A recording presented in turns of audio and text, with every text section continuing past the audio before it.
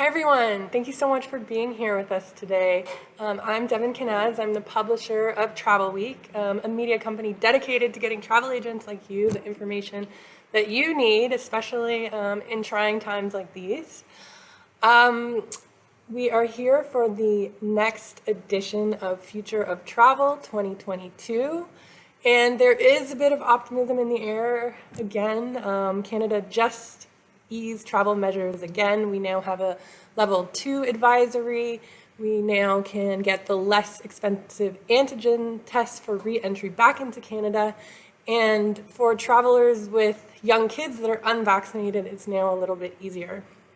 We've been talking to some of our agency friends, and they've been telling us that the phones are ringing off the hook. So we're really excited to hear that. It's been a long 2 years, and we don't have a crystal ball, so we don't know exactly where this is going, but there are some reasons to be optimistic.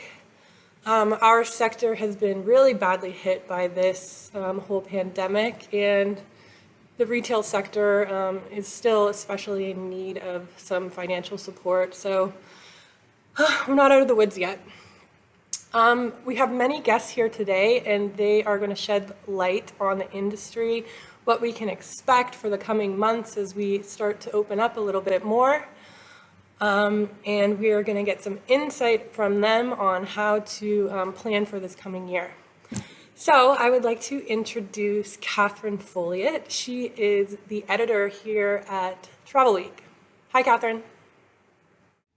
Hi, everyone. Welcome. I'm here with the Honorable Randy Boissonnault, who is, of course, the Minister of Tourism and Associate Minister of Finance, and also the MP for Edmonton Centre for the Government of Canada. Welcome, Minister. Thank you for joining us. It's my great pleasure to be here, Catherine. Good. So I'll get right into it. I know that Canadians are and Canadian travel agents are very excited about the eased travel measures, and it's just wonderful news for our industry. It truly is. I just want to know, right now, of course, if someone's coming back into Canada, they need to do the antigen test, the rapid test, which is certainly an improvement over the PCR test. But I was just wondering if you could speak to, if things continue to go well, and nobody has a crystal ball, but if things continue to go well, is there any sort of chance that we could see pre-arrival testing, maybe lifted altogether in the coming months, maybe in time for summer? Well, I appreciate the question, Catherine, and I want to thank everybody involved in the tourism sector for your heroic efforts to getting to where we are 2 years into this pandemic. And as well as I do, that the government has been there every step of the way to support the tourism sector, the hardest hit sector. And as I say, Catherine, the Canadian economy won't fully recover until the tourism sector does. And I know that these recent announcements that took place on the 28th are helpful, and that they will stimulate new demand, both for people to come to Canada, but also for people to travel abroad and to obviously come back home. We're going to keep following the science. As I said at the TIAC conference in December, my first time in front of the industry, safety first, then travel. And we're going to continue to follow the science. And as we learn to live with COVID, we're going to continue to adjust our measures. I think this was a strong first step to signal very clearly to the sector and to Canadians and to the traveling public that Canada is definitely open for tourism. We want to see our tourism neighbors come back, and we want to let people know that we've got one of the safest, if not the safest, jurisdictions in the world to travel to. Yes, I agree. I agree 100% with everything you just said. And I think it's interesting that I think a lot of Canadians are realizing that not only is Canada welcoming to tourists coming in, but we also have an incredible travel industry that works so hard to get Canadians where they want to go in terms of international travel. And it's so wonderful now that when travel agents send their clients abroad to international destinations, that now they have much easier ways of with the testing to get back in. So that's great news. I just wanted to get on to Bill C2, which I know which passed at the end of last year, which again was really good news for the travel industry. And there's been so many programs throughout the pandemic that all sectors have benefited from, including the travel industry. I know that the Tourism and Hospitality Recovery Program has been another lifeline for travel industry, travel agents and tour operators, that sort of thing. I know it's set to start ramping down. These programs can't go on forever, but do you know if there's any sort of chance of an extension as, of course, even as travel opens up, especially for travel agents with their commission system, they're not really getting paid until their clients depart. And that could be months from now. And it's a long road for recovery. So could you speak to any sort of chance for any sort of extension for that program? So I hear you loudly and clearly, Catherine, and you put your finger on it. These measures were always intended to be temporary measures, to be measures that would get us through the worst of the pandemic. And I think if I can put it into context for you and for all Canadians who may be tuning in, over the past 2 years, the federal government invested $511 billion in the lives and livelihoods of Canadians, our businesses, and the entire ecosystem, including provincial governments, to make sure that we wouldn't have deep economic scarring coming out of the worst pandemic in 100 years. And you will understand that those measures need to and will taper off.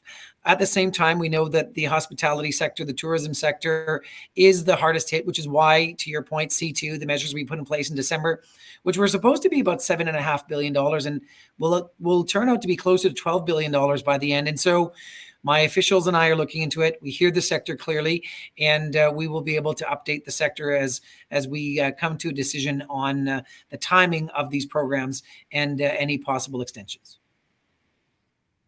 Okay, I really appreciate that answer, because I think it's an honest, you're speaking from a position of knowledge. I know you have heard our industry, and I really appreciate you being as honest as you can at this stage. And that sort of leads into my next question. I know the budget will be coming up, and I know the budget is always very heavily under wraps of secrecy, as it should be. But just if you could speak to, again, that you're hearing our industry, and that that there is still need there for financial aid.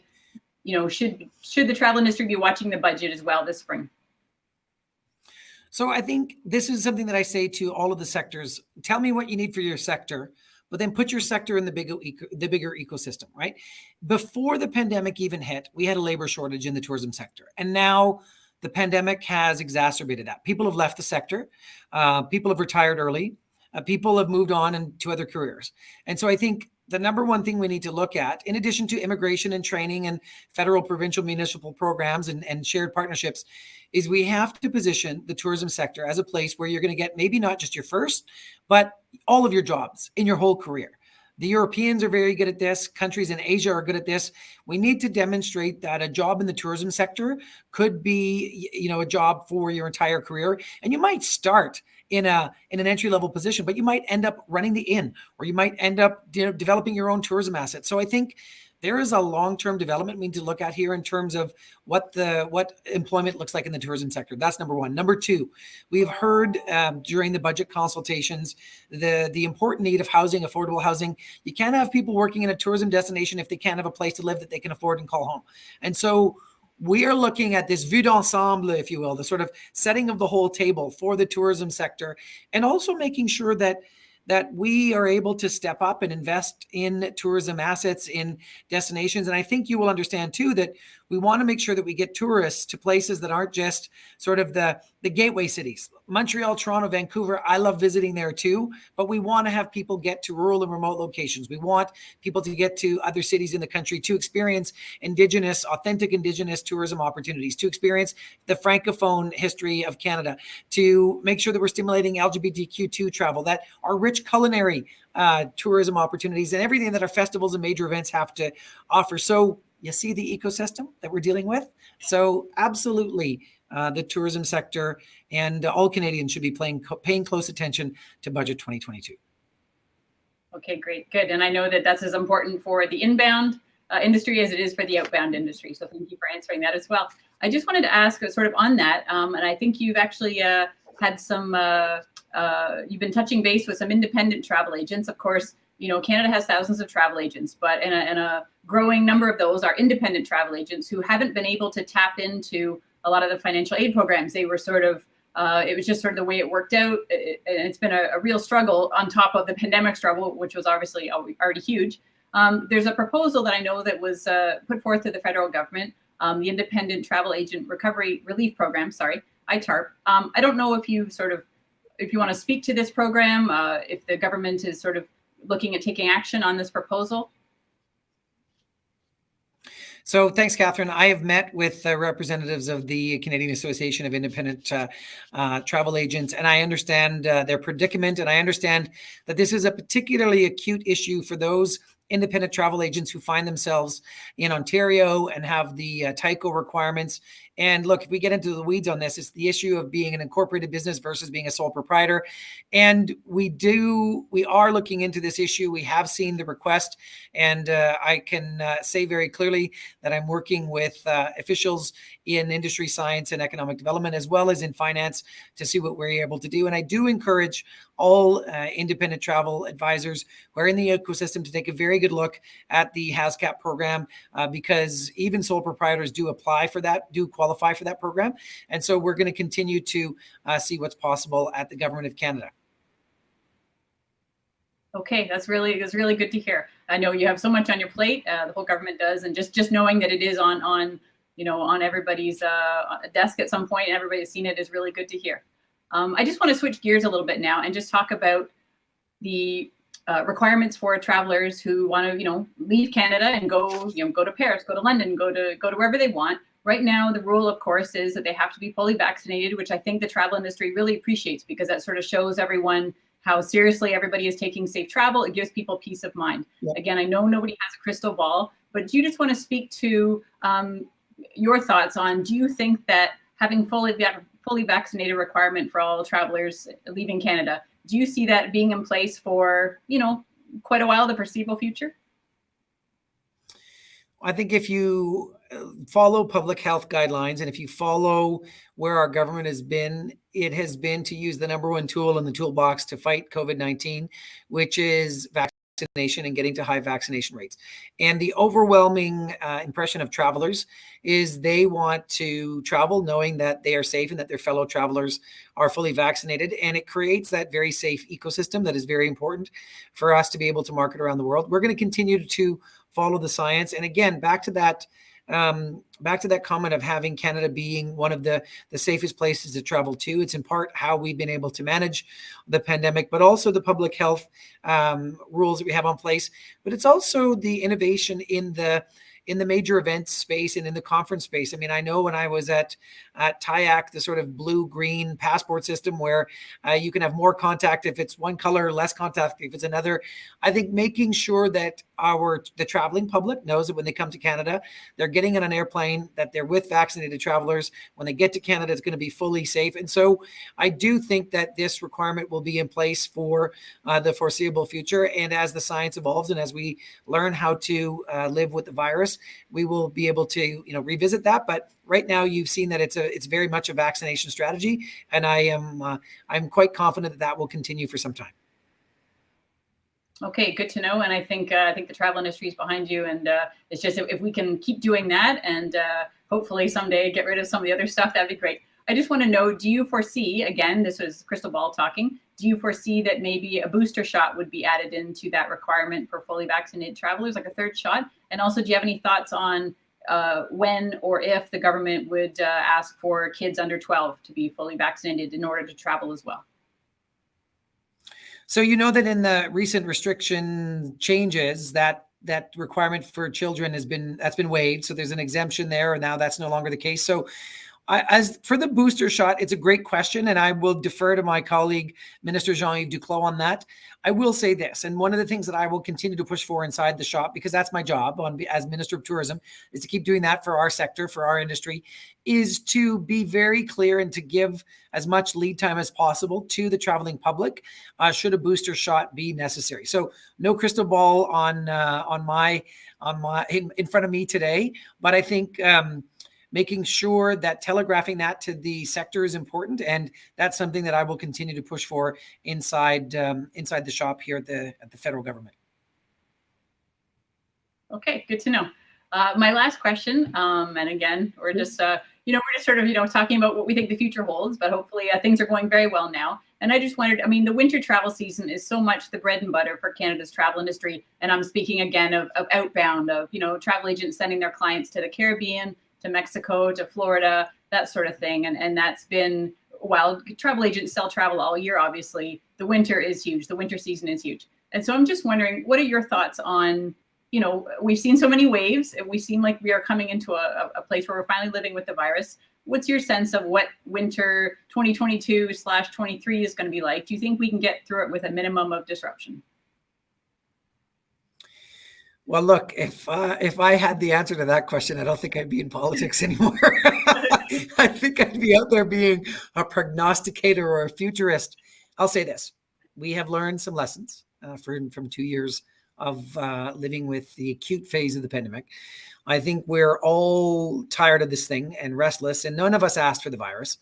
And now we've stuck with it. And we got to learn how to live with it. At the same time, and I said this at the press conference earlier in February, when we were talking about really, changing the restrictions with Minister Duclos, Minister Mendocino, Minister Algabra, Minister LeBlanc, which is we're going, and we have now changed the travel advisory from level 3 to level 2. There's still risk in travel. I mean, I know that, in my own province of Alberta, we're still 90% of beds full in our health system, and that's largely due to COVID patients. And so we've got to make sure that we're not stressing out our healthcare system. So that's number one. What we want to make sure, though, is, and I want travel agents to be busy. Trust me, I want everybody to be traveling who feels that it's the right time for them to do so. People are feeling pent up. We got collective cabin fever. People want to go travel. I get it. I haven't crossed the border south in over 2 years now. And so maybe just 2 years. I got to do the math. Pretty close. But the point is we want people to travel safely, to take all the precautions, follow the public health guidelines. And I think we're going to have some souplesse, as we say in French, some subtlety here in how we deal with these issues. But I can tell you from the feedback I'm getting from independent travel agents, from other travel agents, is their demand has shot up 500%, 600%, 700%. They're not even sure they're going to be able to get to all of the clients that they were able to get based just on the changes we made to the regulations in February. So I hope that robust return to Canadians traveling is the case. And I just want people to know that they need to continue to stay safe and to be mindful of where they're traveling to. Because, if you get ill overseas, you got to get better before you come home. And that's that there's a concern there that people just need to factor that possibility into their travel plan. So do I know what 22-23 winter season is going to be like? No. What I can tell you as Minister of Tourism is I want the people coming to Canada travel season, the end of the spring and summer to be robust and fall to be major events and conferences, and that we're able to have a sustainable travel season in 23, in winter 23. And so, I mean, what I will say, and we got to be mindful of this, is we may all be done with COVID, but COVID may not be done with us yet. And so we're just going to have to be flexible, learn from the lessons, and do our best with whatever the virus throws at us in the future. That is so true. And your down-to-earth approach is so refreshing. I really appreciate your honesty, your candor. And I think everything is feeling so good right now in terms of the travel industry. You're right. We never know what's going to throw at us, but we certainly are prepared with 2 years worth of knowledge. So thank you very much for joining us today, Minister. I really appreciate it. It's my pleasure. And maybe if you allow me, Catherine, I'll close on a few notes, because I think the sector is very well equipped to help us do three things: to lead, to engage, and to inspire. And what I mean is by continuing to demonstrate leadership, to following the best of the science, to really adopting digital strategies. We've got this program called the Canadian Digital Adoption Program that I encourage all tourism operators, all tourism business owners to take a look at. It's grants, and you can hire a millennial or a young person to help you really make your offering available in the digital space. But I think that it's helpful if I just share with you, maybe to close, what I see as priorities for me as Minister of Tourism and for the sector. And your questions alluded to this. Number one, we got to finish the fight against COVID-19, and everything we talked about helps us get there. Number two, we focus on safety and then travel. We've talked about that. And then we got to entice business travelers and conference travelers to stay here a little bit longer. So let's make sure that we're putting our best foot forward in terms of all of the assets that we have around a particular destination when there's a big conference or a big event, so that we keep people here. Maybe they even bring their family and increase that that spend and that connection to Canada.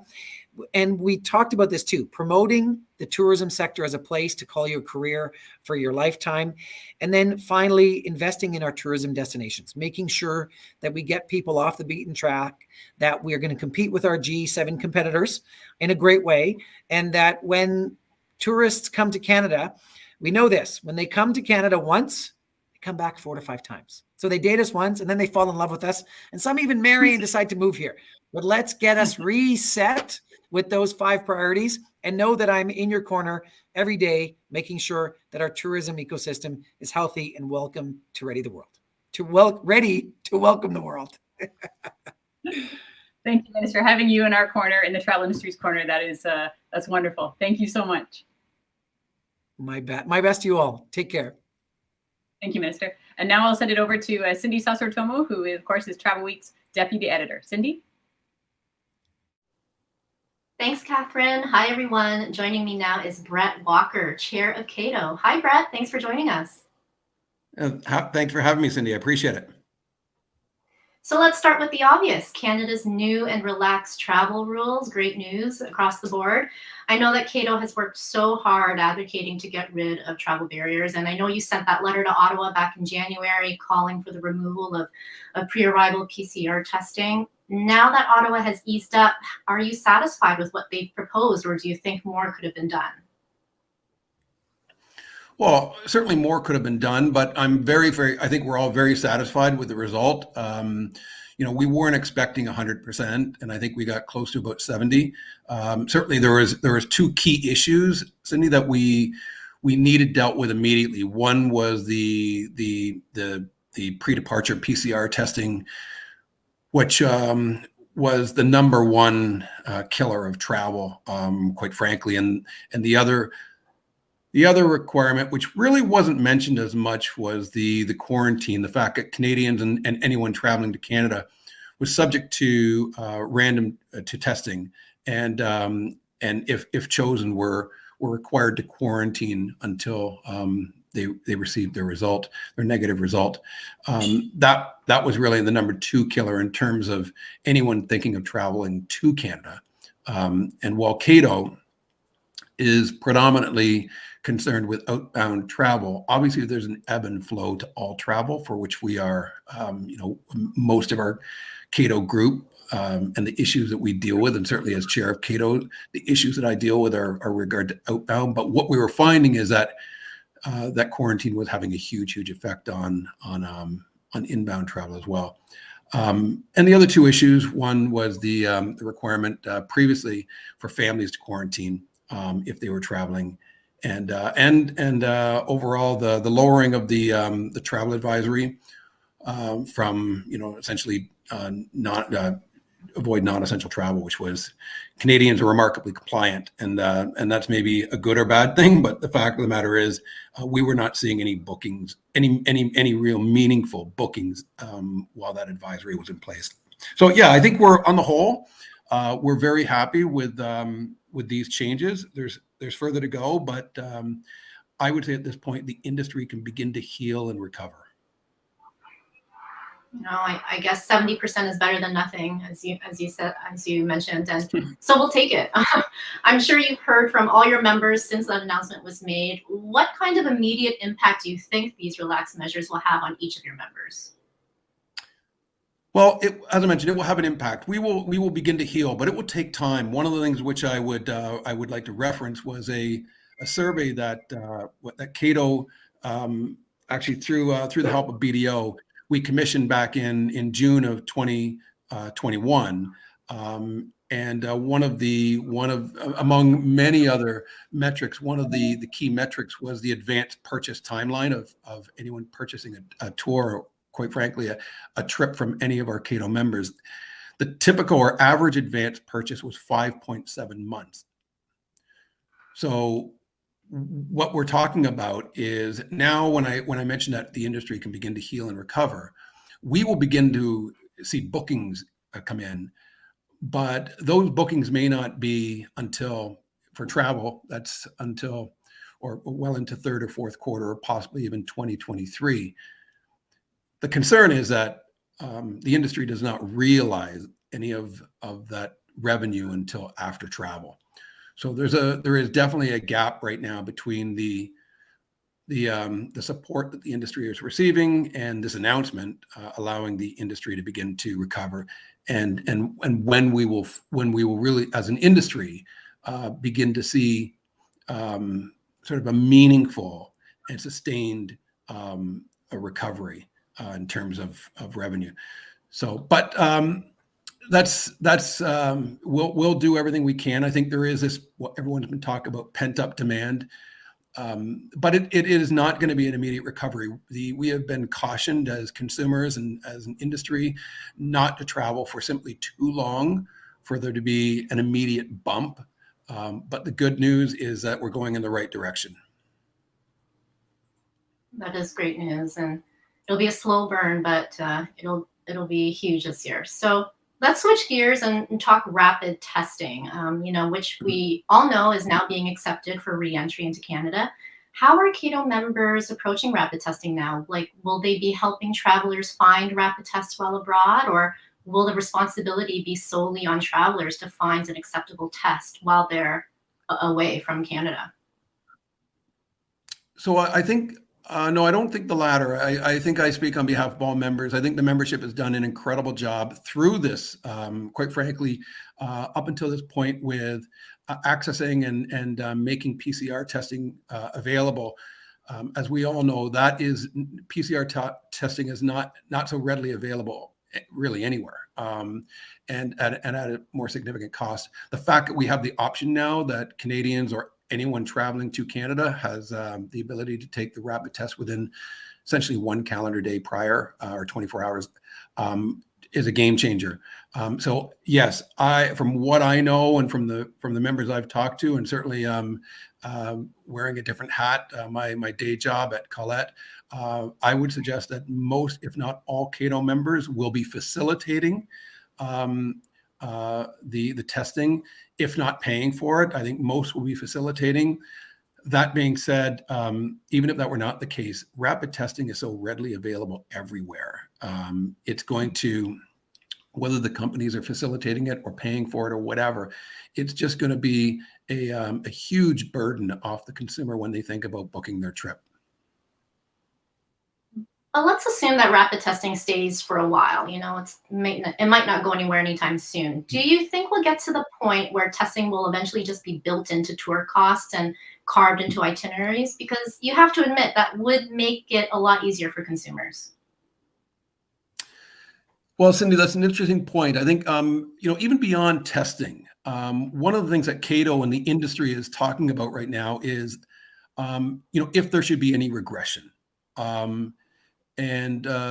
Right now, one of the challenges we face as an industry and as consumers is the fact that there are different requirements, not only between country to country, but within Canada, for example, where you have different requirements insofar as vaccine passports and whatnot. So I think it's a very interesting question. What do we do going forward? How long will there be return testing required?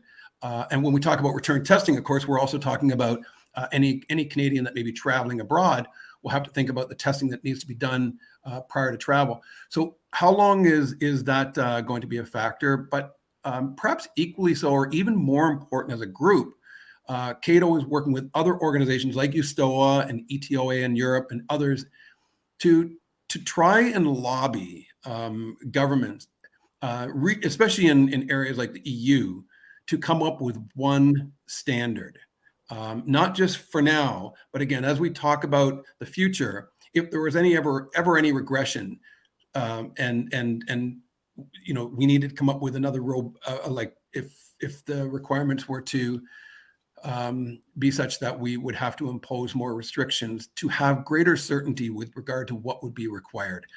So I can only tell you that that's a big unknown right now, but I will tell you that Cato and our partner organizations at USTOA and ETOA and the Council of Australian Tour Operators and many others are all talking about what we would envision something like this, of course, looking like what we do or what we think. And, it would only be in the advocacy that we do. Ultimately, this comes down to local authorities But I think it's key to the industry to make sure that whatever may happen in the short, mid, and long term, we have much greater certainty with regard to what's going to be required, and we're working toward that end. You know, the entire industry is indebted to organizations like Cato for all your advocacy efforts. So thank you for that. Now that Ottawa has relaxed some measures, what's next on Cato's agenda? What are your members saying is the next most pressing issue for them? Well, you know, one of the things you talked at the outset about, you know, whether we got everything we wanted, and we feel, based on, for a lot of factors we don't need to go into right now, that the time for testing is growing short, and we think it's actually behind us. We would like to see the testing requirement for those people who are fully vaccinated. And of course, that's what we're talking about. For those people who are fully vaccinated, whether they be Canadians or anyone else, we'd like to see the testing be eliminated. And we'll continue to advocate for that. You know, it's almost been so long that we've been in this pandemic that we kind of forgot about what Cato was doing before all this.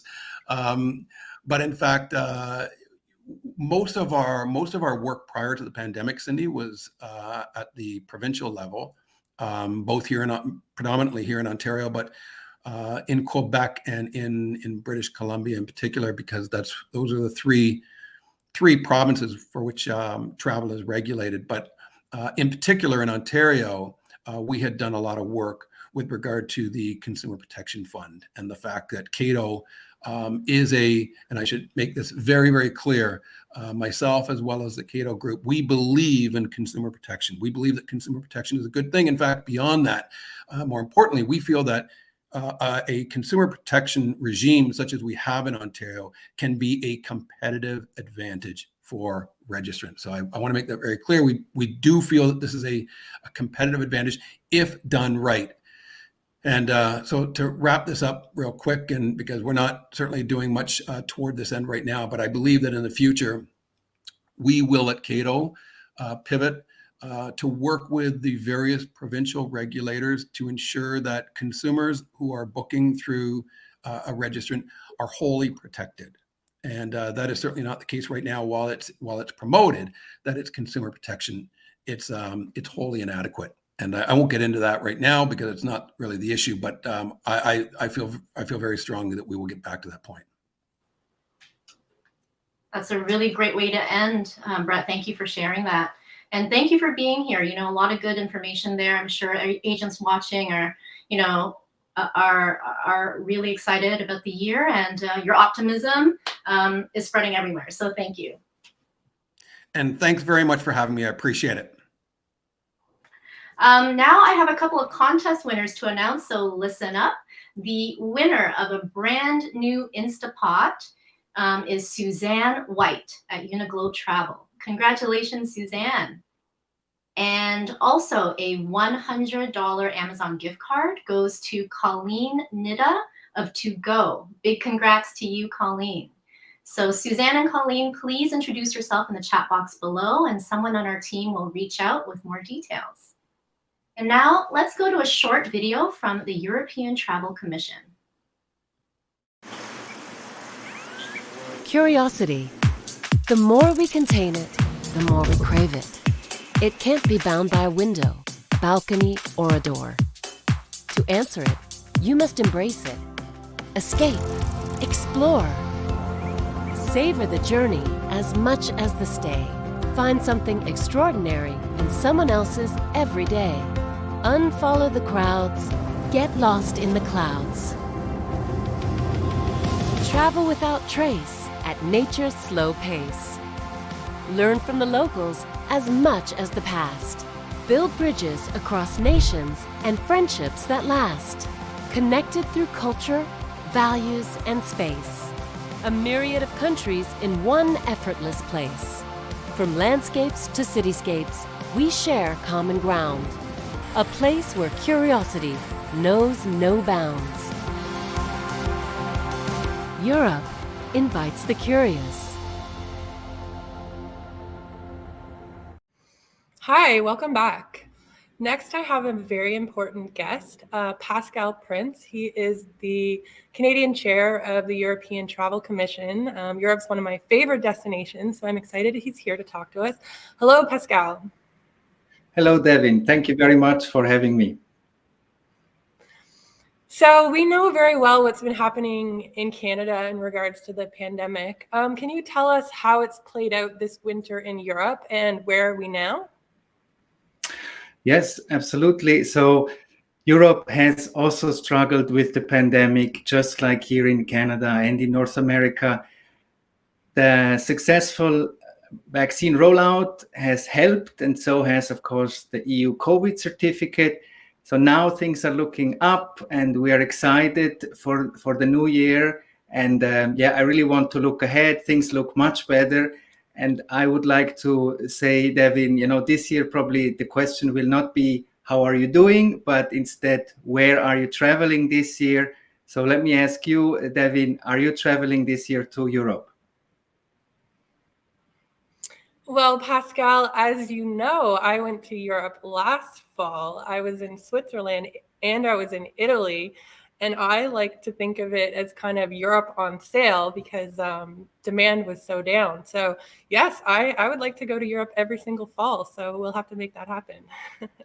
Wonderful. Okay, let's maybe touch on last summer. I have talked to a few destinations and they said that they were actually at pre-pandemic levels, southern Spain, for example. So how did tourism go last summer? Mm-hmm. So we saw two trends, and there is really not one answer for all destinations. In general, people stayed local. Like here in Canada, Europeans either stayed in their own country or probably visited a neighboring country. So that's number one. And number two, yes, you're right. Some destinations that opened early to fully vaccinated travelers benefited from that. An example is Greece, another one is Croatia. But again, overall, we are still in damage control mode, in recovery mode, and we are still far from the 2019 numbers. Okay, well, I'll do my personal best to try and boost spending numbers in Europe this year. Can you touch on some of the entry requirements, the testing requirements, the mask mandates, and so on? I know Europe is a very big place, so you can just maybe give us a general overview? Yes, absolutely. So here is the very good news that we all have been waiting for. If you are fully vaccinated Canadian, Europe is really reopening. So if you are fully vaccinated from Canada, you can plan your trip to Europe this year. And also good news, all vaccines that are approved here in Canada are also recognized in Europe. So this will really help facilitate travel. And then I think for the rules, we're still, improving and working on that. I guess it's like relationship status, it's complicated. So you really have to check for each country what the rules and requirements are. But overall, Europe is really reopening. The best website for all of you partners is the Reopen Europe website. So you can just Google Reopen Europe and you will find our portal, and then you can just select the respective European country where you find all the information. The COVID EU certificate is still in place in several countries, and you can simply convert your Canadian certificate. And then this depends on the country. So for instance, in Belgium, this is a digital process. In France, you can do this in some pharmacies. Then some countries have already dropped the certificate. For instance, Switzerland is fully open, so you don't need a test, you don't need a certificate, you don't need to fill out a form. So Switzerland is already fully open. And overall, again, it's really looking good, looking bright, and we are excited to welcome our Canadian friends back. Canada is a crucial market, Devin. Before the pandemic, Canada was the third most important market for outbound travel for Europe. So, things are really looking good. Okay, so I think the key takeaway for travel agents, as I'm sure they already know, is that this is an evolving situation, and you're going to have to check before departures what are the rules and regulations, and each country in Europe may have different rules as well, so you need to double check. So I know why I love to go to Europe. The food, the history, the dynamic cities, the mountains in Switzerland, the beaches in Spain. Fabulous. Pascal, from your point of view, why is Europe a great choice for Canadians? Yes, I have many reasons. Number one, I think it's time to get off the couch and stop watching Netflix and to explore the world and explore Europe again. So my motto would be to explore, to hike, to bike, to eat, to drink, to reconnect with friends and loved ones. Our research clearly shows Canadians love combining several countries in Europe.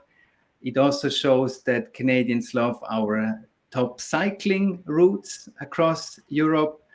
Then road trips, it's great, by train, by car, and of course also all the flights that are coming back to Europe. But I'm sure we will talk about that. And then in terms of destinations, so for instance, Slovenia, Ljubljana has been voted as the top European destination city this year, or then also Valencia in Spain or Bordeaux in France are considered smart tourism cities in Europe this year. And personally, I'm also proud to see Switzerland in the top 5 destination ranked. And you will have fun in Europe. Go yourself, and also your clients will be very happy in Europe this year. I know, no matter how many times I go to Europe, there's just still more to see and do. It'll take a lifetime, and even then you won't be done.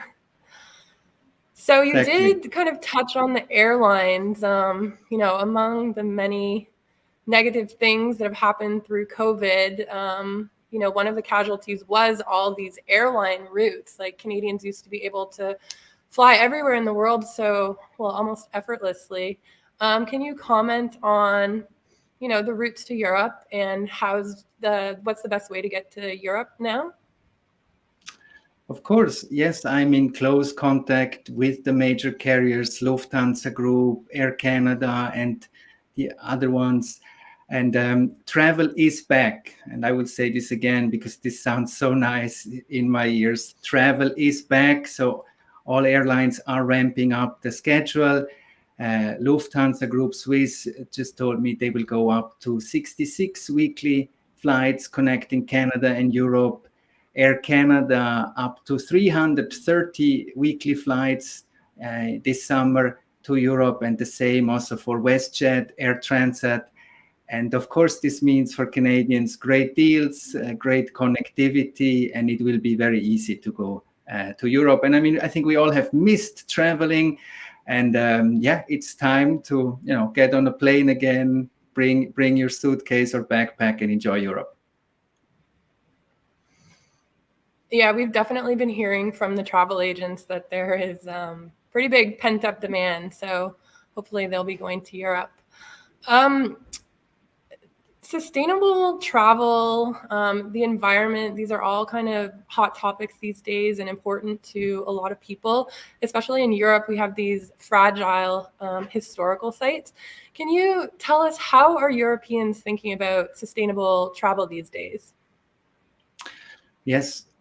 So Europe does not only want to be a leader when it comes to tourist numbers, but really also when it comes to sustainable and conscious travel. And that all sounds very nice, but what does that actually mean? And I'm happy to explain that, Devin. So it really starts already with the flight. Airlines are doing a lot to reduce CO2 emissions. To give you a few examples, they use this new shark skin technology on the aircrafts, and you might know these from Olympic swimmers.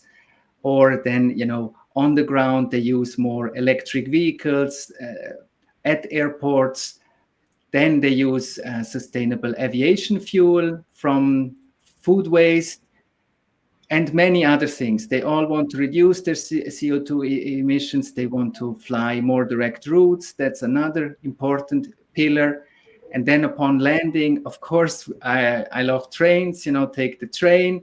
And there I'm excited that the sleepers are coming back, sleeper trains. Europe is investing a lot in high-speed trains. And this means also there more supply. So the tickets overall will also fall. And there are many, many great routes for the sleepers. So you have, for instance, Amsterdam, Zurich, you have Vienna, Paris, you have London, Edinburgh, and many more. And then there are also new ones coming.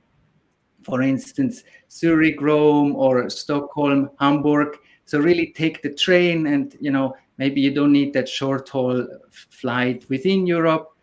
And then, of course, within the destination, I can give you the example of Switzerland. We have a new program that's called Swisstainable. So that's a combination of Switzerland and sustainable. And that means for you as a traveler, take the train. It's powered by 90% renewable energy. And then, of course, also many examples. For instance, Rigi Railways in Lucerne, or the Diamond Cruise is fully powered by renewable energy. And that's just an example for Switzerland. But across Europe, destinations are doing a lot to create a more sustainable, a conscious tourism that's good for the guest, but that's also good for the local population. And that also ensures that our beautiful planet will still be wonderful to explore for generations to come. Thank you, Pascal. As you know, I was in Zermatt this fall, and it is just this wonderful little town with no cars. And the whole time I was there, I just zipped around on my e-bike, and I would highly recommend it to anyone. Zermatt is a fabulous, fabulous place. Okay, I just want to thank you so much for being here with us today and giving us a little bit of insight on Europe and why Canadians, should travel there this summer. Thank you very much, Devin. And I really want to emphasize our prayers and our hearts go out to everybody that's affected by this tragedy. Right now, of course, we're all sad. We hope for peace very, very soon. And once again, we pray for everybody that's affected by the recent events. Yes, thank you, Pascal. I have family in Ukraine, so it's particularly devastating. They were able to escape to Poland, so they're safer now. Okay, I'm going to pass it to a few other European destinations. Hello, my name is Anja Brokjans. I'm the Director Canada for the German National Tourist Office in Toronto. It's great to see you all at this conference. Especially the last few days gave us good reasons to be optimistic about the future of travel. Canada is no longer considered as a high-risk country in Germany, and traveling without getting a PCR test is another great step in the right direction. And Germany just announced that they are going to loosen restrictions as of March 20th. People are looking forward to getting away and are not shying away from international destinations and big once-in-a-lifetime adventures. And Germany is fully committed to Canada and the Canadian travel trade. So what is Germany about? Germany is full of wonderful culture waiting to be discovered. There's something for everyone in Germany. Its most diverse selections of towns and cities, and at Germany's top museums or other cultural institutions. Germany has this unique mixture of interesting and rich in history places, monuments, cathedrals, great architecture, and fascinating landscapes, from the forests to the lakes and mountains, exciting metropolis, and the most charming villages and small towns. On top, we have an amazing food culture and award-winning wines and beers. Here are some trends. Travelers want to experience cities, but there's also a big trend for nature and outdoor activities. And we see a trend towards longer stays. And sustainability will shape the world of tourism more than ever before and with great urgency. And Germany is committed to sustainability. Your clients can choose between 1,300 certified establishments, ranging from eco-camping to luxury hotels, and feel good about their travel choices. And Germany is also full of green transportation. Germany is not only perfect for multi-generational and family travel, but also offers a wealth of opportunities for travelers with restricted mobility and disabilities. We are also proud of our lively LGBTQ community. Our visitors can rest assured knowing that Germany continues to place utmost importance on keeping its citizens and guests safe. We're very excited about the Passion Play in Oberammergau that has been postponed twice, but it will take place from May to October this year, and we're looking forward to welcoming many Canadians to this event. This has been a hard time for everybody, and of course for travel agents. You have shown incredible resilience, optimism, and dedication, and I would like to thank you for that. Please reach out to us with your needs. We're here to support you in every possible way. Please use our website, germany.travel, and also follow our social media channels. We truly can't wait to welcome you and your clients to come back to Germany. Thank you for the opportunity to be here, and I look forward to seeing you soon. Hi, and welcome to the updates from Belgium. Thanks so much for the opportunity to talk about our current situation. I would like to echo the positive vibe that we're hearing today. The rules for Belgium also have been relaxed as of February 18th. It's now much easier for Canadians to travel to Belgium. So what's the situation? How do you actually get there? First and foremost, for non-essential travel, which tourism and leisure travel is, you need to be vaccinated and you need to complete a passenger locator form at least on the day of arrival, but you can also complete it up to 6 months out. Other than that, that's it. You are free to go to Belgium. So no more testing requirements, no more quarantine. That all went away and hopefully will stay away in the future. How do you practically go about that? So first of all, it is very important that you need a federal proof of vaccination. So your provincial proof of vaccination is not accepted in Belgium. You do need a federal certificate. There is a website of the Canadian government where you can convert your provincial proof of certification into a federal one.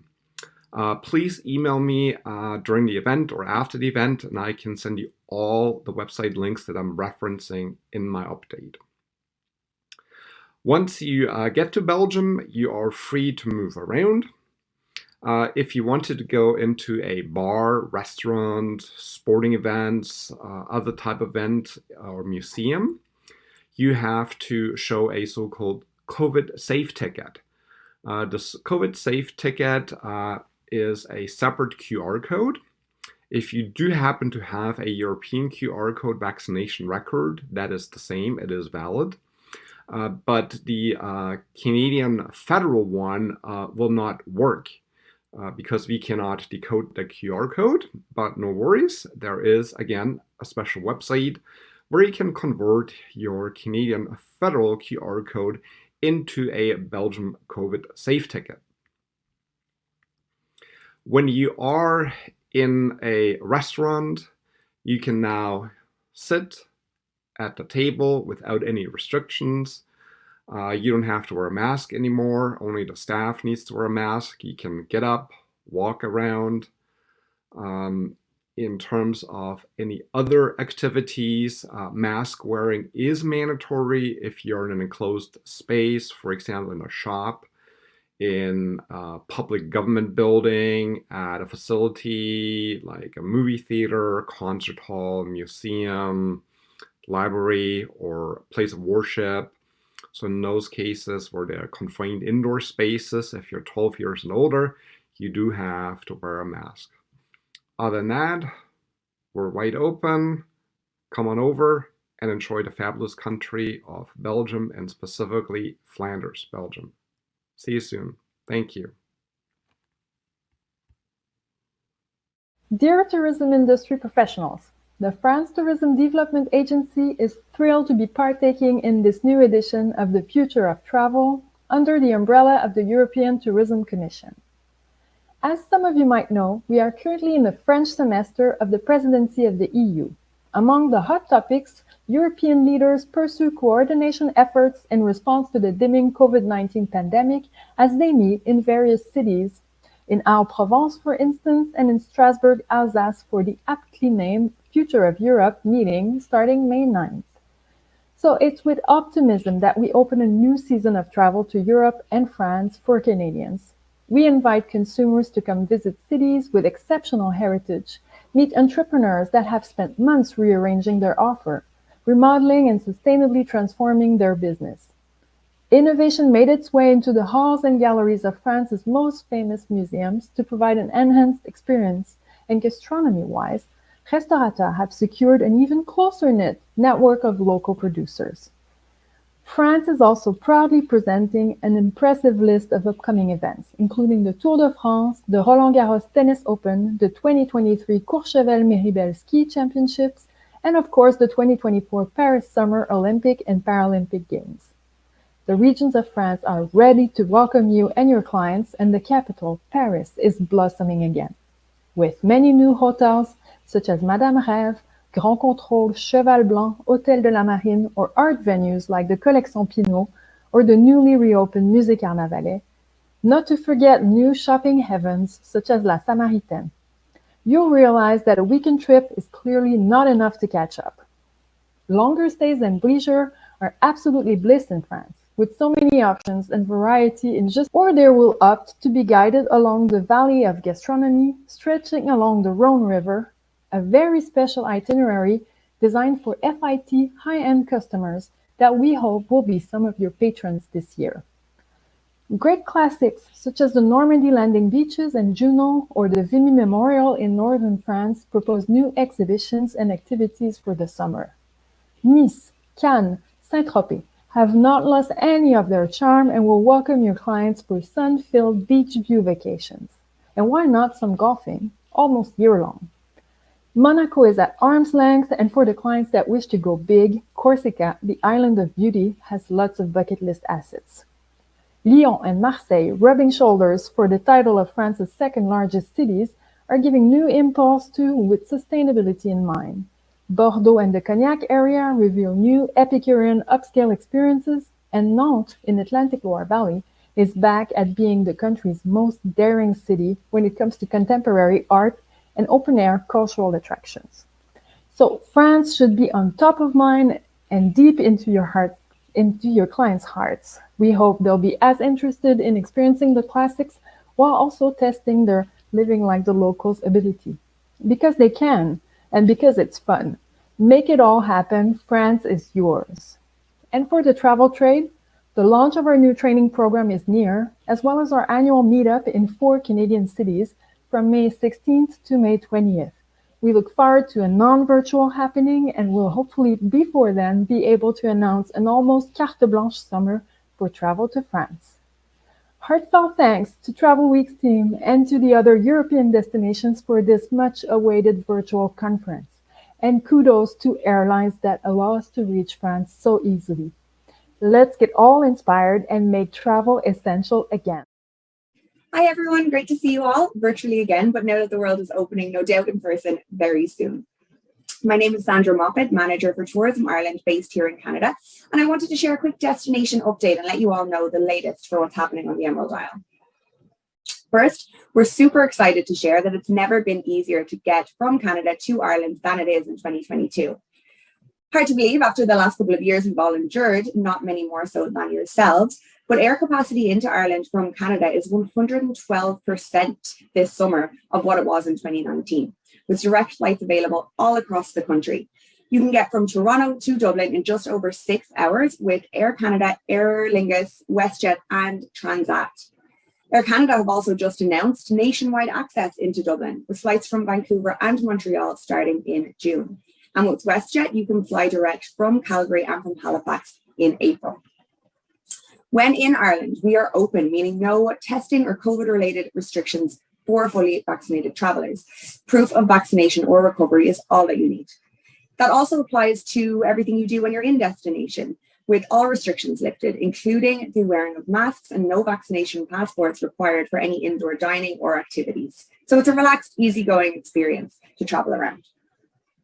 Please be reassured this does not come at the expense of public health or safety. Ireland boasts one of the highest vaccination rates in Europe and also has strict health and cleanliness protocols in all of its businesses. What to do when you're there? Well, the list is endless, but a couple of highlights I'd like to share with you include the brand new HBO Game of Thrones visitor attraction in just a short drive from Belfast in Northern Ireland. It's a must visit for any fans of the show. Our iconic attractions have also missed you, whether it is standing on the edge of Europe, looking out over the cliffs of Moher, or soaking up the stories on the Giant's Causeway, looking out across our coastline to Scotland. Or maybe it's our pubs, the culture, the crack, the music, the dancing, and most importantly, the friends that you'll meet along the way. I think the best part of any trip, and one that we can guarantee you'll experience in Ireland with our Céad Míle Fáilte, our renowned 100,000 welcomes, a warm Irish welcome. For you all, what we have going on this year includes our brand new campaign, The Green Button, where we invite you all to join us and press the green button being synonymous with Ireland, being synonymous with the word go. Because we invite you and your clients to go to Ireland and to go now. We all need to get back to traveling, and our goal at Tourism Ireland is to make that as easy as possible for all of you, for you and your clients. So visit ireland.com for lots of content, itineraries, trip ideas, accommodation recommendations, and much more. We've also got lots of great deals from our partners in Ireland to pass on to your clients with great value and commissionable rates available for all of you. We are also back on the road.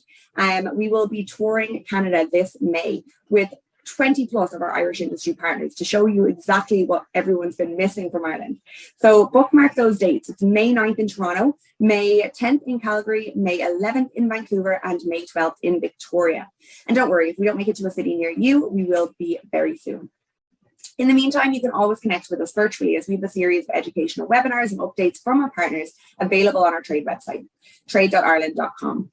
as well as regular live streams on our dedicated Facebook group, Ireland Insiders, exclusive for Canadian agents. So make sure you're a part of that community as well. Keep in touch for upcoming FAM trips and how you might apply, as well as all new news from the island of Ireland. Last but certainly not least, St. Patrick's Day is just around the corner, and Ireland is going to come alive on March 17th. Our festival and our parades are back, and they're bigger and better than ever. And we'll be sharing ways for you to join in from Canada over the coming week or so watch out for that.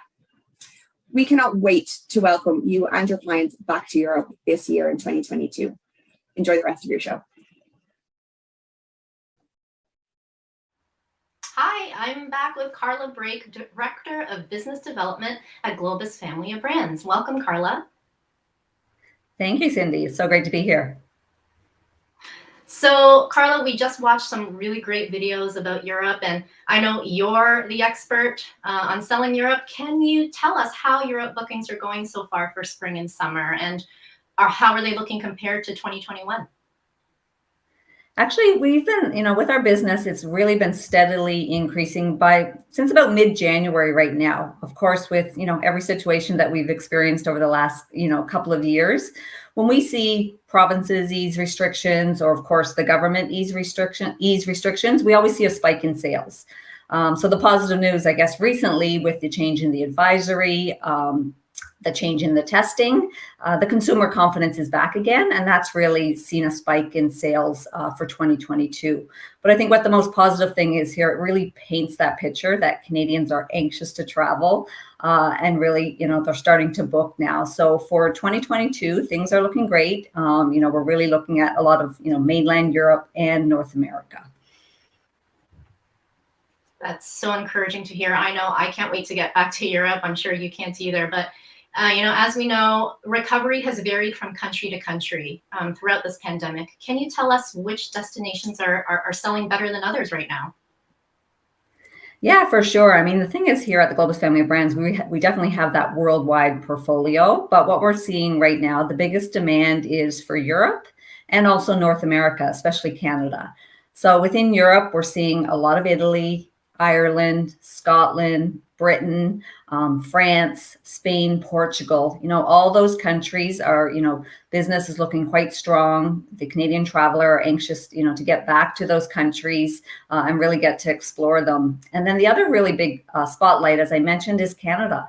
We put a big focus on our Canadian portfolio over the last year and really shown a light on the great trips that we have, across our beautiful country. And so now that's really changed. We've given the advisors the tools to be able to sell Canada with our great trips. And business in 2022 is well beyond what it was in 2019 and previous years. So that's really fantastic to see. And then, as I mentioned earlier, with, as we see those restrictions change, we see demand for different areas. So recently, we've seen a spike South Pacific, a little bit of Egypt, Asia, and Africa. So those are really, again, positive signs that people have been dreaming and maybe doing a little bit of planning for those destinations over the last 24 months are now starting to book. So they're eager to get back to some of those areas. That's so nice to hear that travelers aren't limited to just Canada anymore. So hopefully bookings will hit the roof this year. Let's talk about health and safety. I know that Globus has taken health and safety very seriously, which is great. And I know that you've extended your vaccination policy through to the end of the year. But now that travel restrictions are easing in Canada and around the world, do you think proof of vaccination is still necessary? Actually, yeah, we do believe that we are going to extend and keep our vaccination policy through 2022. And the reason we look at that, while countries, across the world are easing their restrictions and we're really learning to live with COVID, we're still in the pandemic. We're not quite through it. So we're going to maintain that policy because, as you mentioned, the health and safety of our guests is our number one priority. So with that extra layer, we really believe that will enhance the comfort and the confidence for the consumer to travel with us.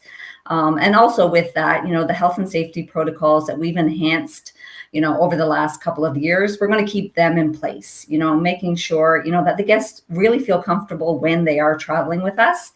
And then, like anything, anytime a country has, specific rules and regulations, we'll make sure to follow all of those. And again, it's making sure the trip operates so the guests, have an amazing time.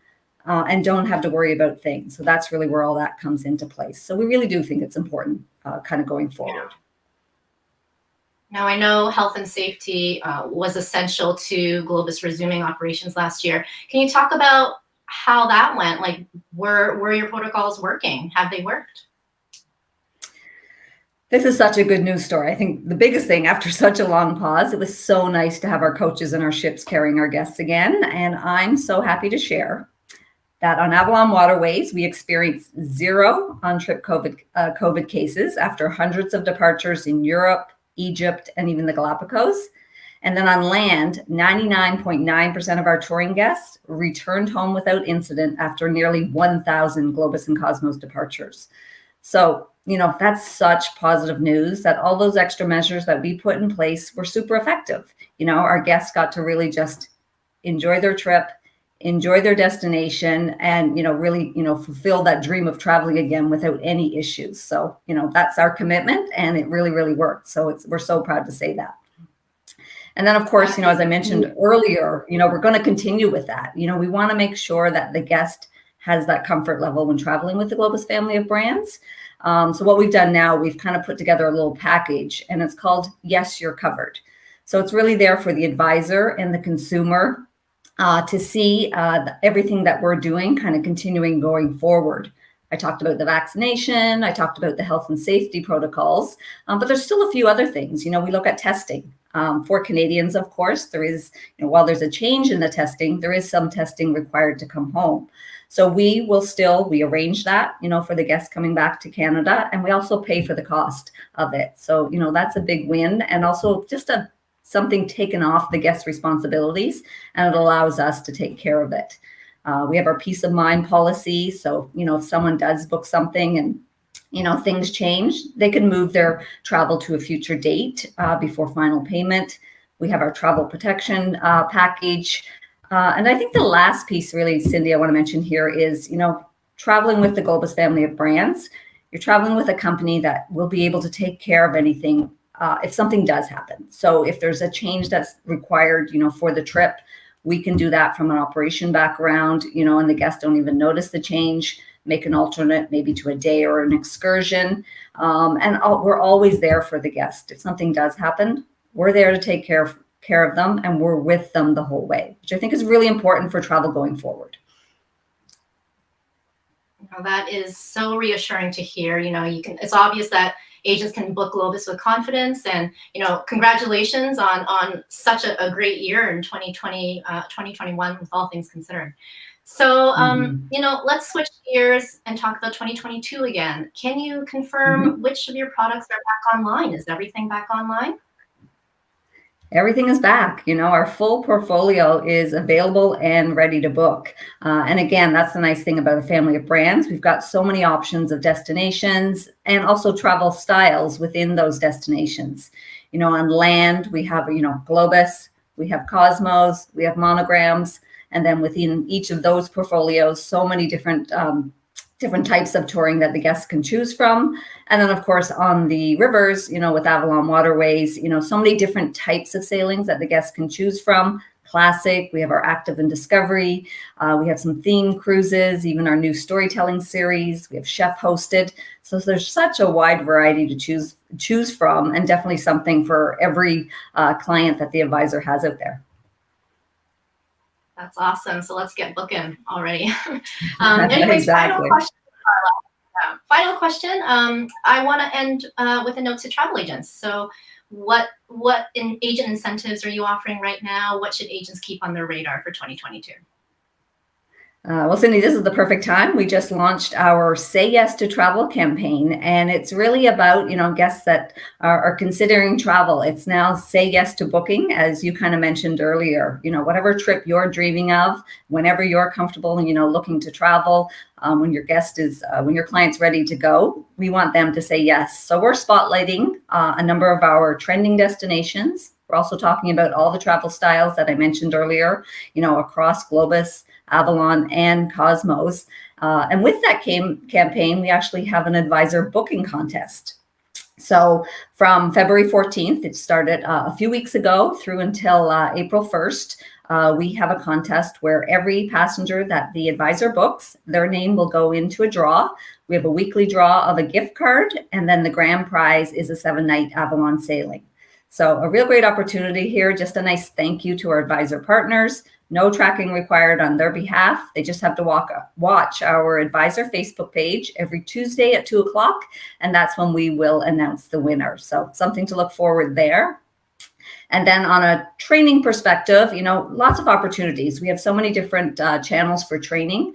We just finished some new product refreshers. We have 20-minute recordings that will be on our agent portal.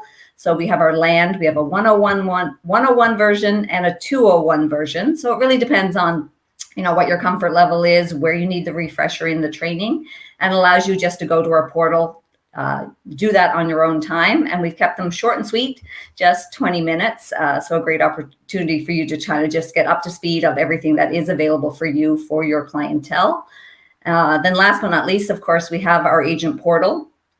Agent lingo. There's also a refresher training on that, and just more self-service tools allowing you to book online at any time, make payments, take advantage of some of the marketing materials that we have there. We have enhanced some of the materials that we have for social, because we know that is a big marketing tool right now for the advisors. And then of course we have our BDM team, our business development managers. They're here for you. Please reach out to your business development manager. They're here to help you build back your business, guide you in the right direction for whatever you need. Training, marketing, business support. We're here to work together and really build back that business.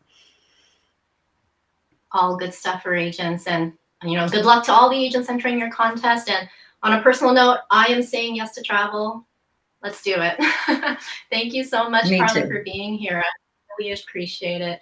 And it's always a pleasure catching up. So thank you. Now, let's head back to Catherine. Hi, I'm here with Henry Perez. He is Director of Sales and Marketing for USA and Canada for Bahia Principe Hotels and Resorts. Hi, Henry. Hi, Catherine. How's it going? Going pretty good. Glad to have you with us. I want to talk to you first about antigen testing. I'm sure you've heard the good news that Canadian travelers now, we've got some much looser travel restrictions that we have to deal with. And one of them is that now we can do an antigen test for the results coming back into Canada instead of a PCR test.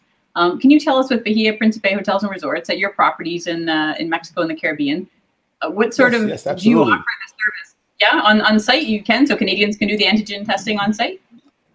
Absolutely. And it's just another step in getting us back to normal, just getting us back to normal, not the new normal, just normal. And that's a great step that it's been taken over the last few days, where the Canadian market no longer has the PCR test mandatory. We are going now with the antigen testing, which we are conducting at all of our Bahia Principe resorts. Right when the clients check in, they'll be scheduled for their date and their appointment time. Very easy, very smooth. It's done right there, right on property, and it's a lot less expensive than the PCR testing. So it's just another step in getting back to normal, Catherine. Oh, that's good. So there is a cost, but it's very, as you said, it's much lower. It's very reasonable. Fraction. Yeah, it's in some resorts it's a quarter of the cost that the PCR test. So it's definitely reasonable. Yes. Oh, it's amazing. Okay, good. And I like how, as you said, if it's, it's all booked as soon as you get there, it sounds like it's very seamless. That really helps too. Yes, absolutely. Okay. We make it as easy, seamless for the clients as possible. They've been going through enough stress the last couple of years now. So we want to make it easy, smooth. They check in, they're giving their appointment date, their time, they go about their vacation, and then just go get the test done, and they're given the results usually within an hour, 2 hours. They'll get the results back. Oh, that's great. Okay, good. Can you tell us about the resorts in Caribbean and Mexico? What's the vibe at the resorts, and are they, full? Are they approaching full? Sort of, what's the sense at the resorts? Is there a return, as you said, return to the new normalcy? Yes. Things are definitely getting back to normal. Just about a week ago, 10 days ago, the Dominican Republic, which has been a leader with their protocols and keeping tourists safe, they just announced they're discontinuing all their COVID-19 public health restrictions, which is another big step in getting back to normal. Our resorts have been anywhere from 80-85% occupancy over the last several months now. We up here, Principal, we're still continuing maintaining social distancing and mask wearing, even though it's not required in the Dominican Republic any longer. So it's definitely getting back to normal. We're seeing the crowds come back. We're seeing the occupancy levels definitely increasing. So it's definitely a good thing, a good sign of things to come. That sounds great. It sounds nice that it's sort of a good level of, that it's not jam-packed. It's not that people are sort of trying to find little open spaces for themselves. It sounds like it's a nice distribution of, with 80 to 85%. That sounds like a really nice level.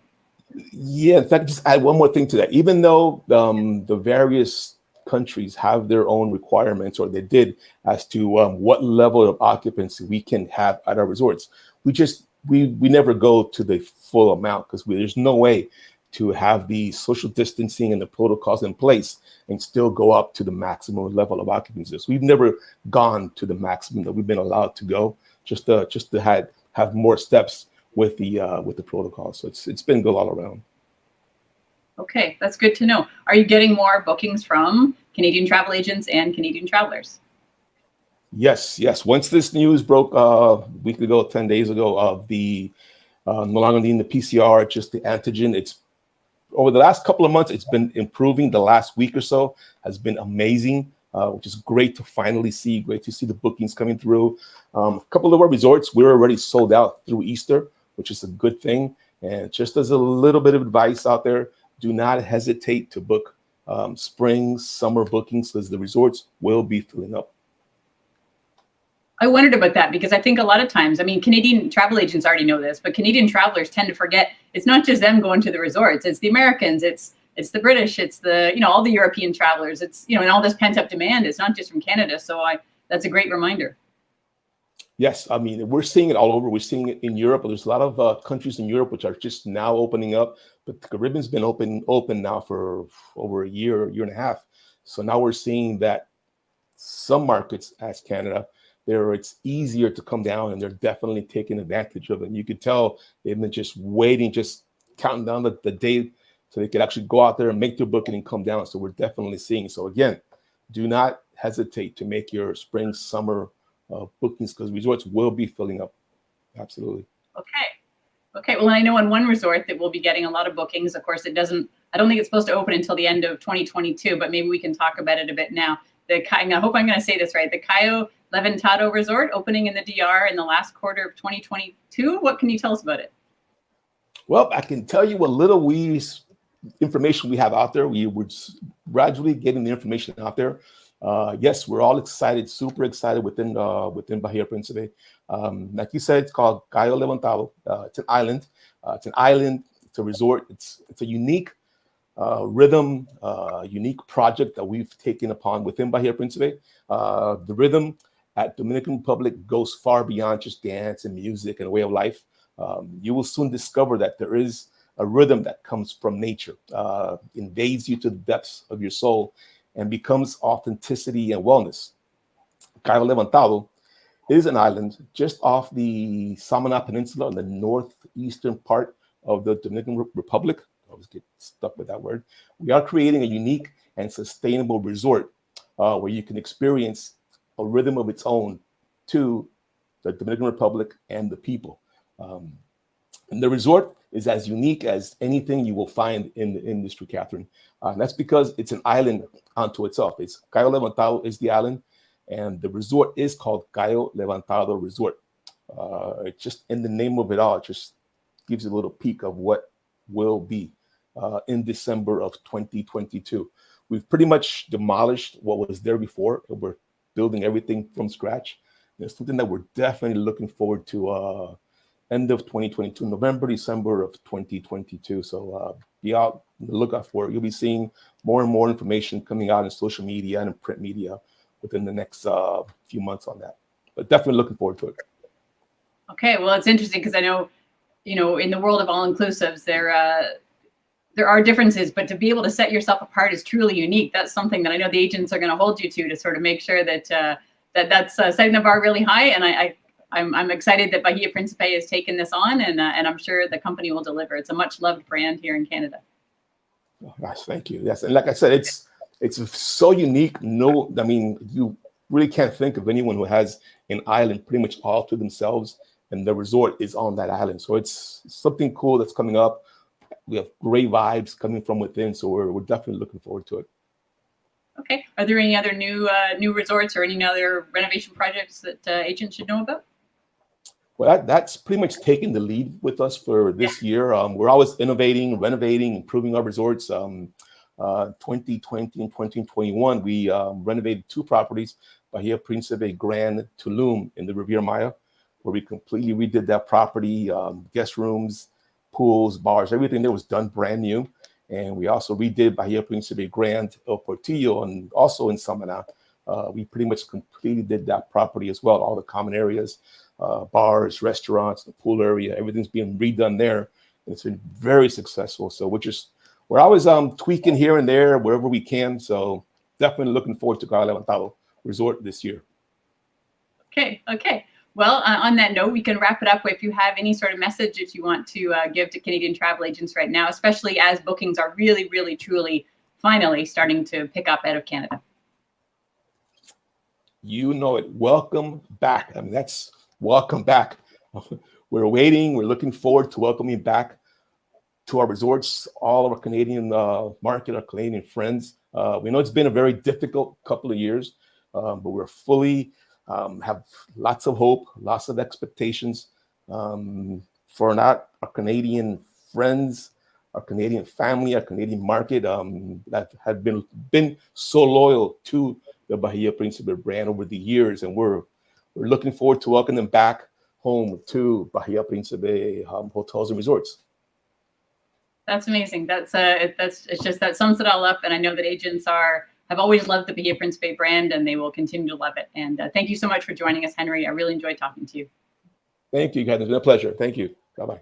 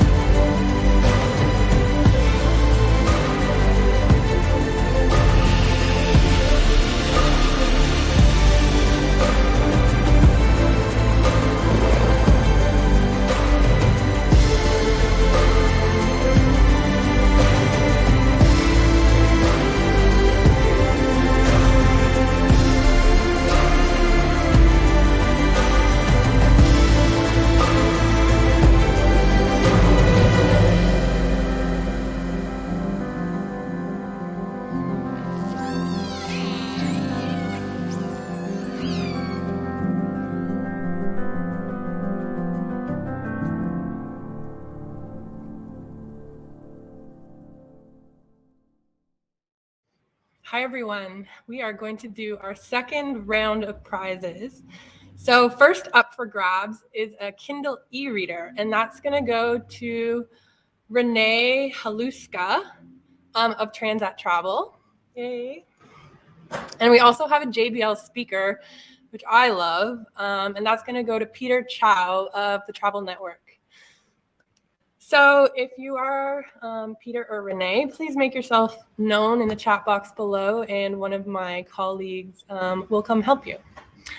So next up, we have a very important guest. I'm not sure if you know, I was in Barbados for a month this winter. My tan's a little bit gone. I was much more tanned about 10 days ago. So we have a very important guest from the island. Her name is Marcia Aline, and she is the Chief Product Officer at Barbados. Hello, thanks for being here. Much, Devin. It is a pleasure to be here. And I just want to first of all say, welcome to all of my Canadian repeat guests. Canada has our second highest repeat guest persons coming to the island. And I just want to say a special hello to all of you loyal visitors. Yes, I can say it's a beautiful island, and I understand very clearly why Canadians love it. Can you tell us what is happening on the island right now in regards to the pandemic and opening up again? Certainly, Devin. Well, what I can say is that the island is alive. And, there's so much activity happening. We have slowly reopened all of our restrictions, our protocols, all of our initial protocols. A lot of them are actually moving away. The curfews are gone completely. The restaurants are open. The streets are busy. The beaches have people. We are doing well. Wow, that's great. Thank you. I know what I think are the highlights of Barbados, the beautiful beaches, St. Lawrence Gap with all the bars and restaurants, and I really felt safe when I was on the island. Can you let us know in your words, what are the highlights that Canadians can look forward to if they visit the island? Of course, we are a natural playground for visitors all across the world. We have lots of exciting and beautiful activities. There is a matched historic Spice Town. I know a number of your Canadian audiences love the history and heritage that Barbados offers. And Spice Town actually is where the first 5 governors of South Carolina originated from. This area, in fact, the entire island is replete with history and heritage assets. And I know that the Canadian audiences love heritage.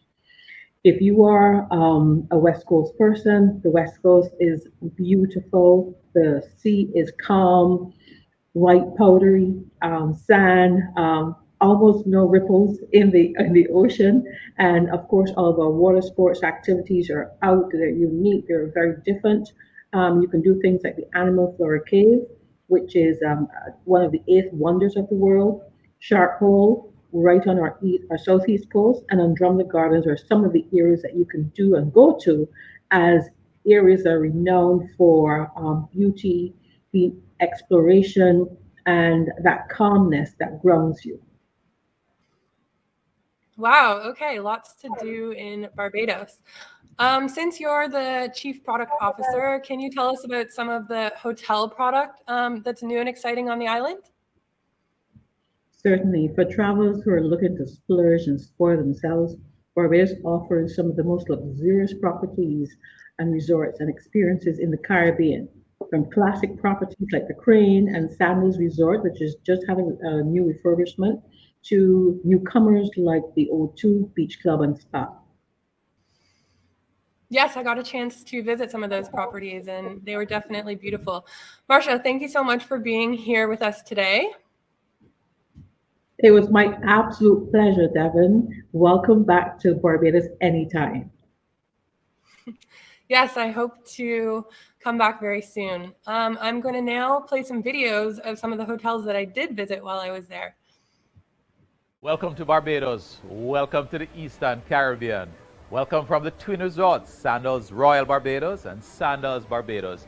I'm John Patrick Drake, Resort Manager, and I just want to send a special greeting to our Canadian market, because we know it's cold up there right now, and what better way to escape to this twin resort where we have so much to offer with 20 different dining options. Right now we're talking to you from our Sky Terrace. We have a pool, jacuzzi, restaurants and bar on the 6th floor.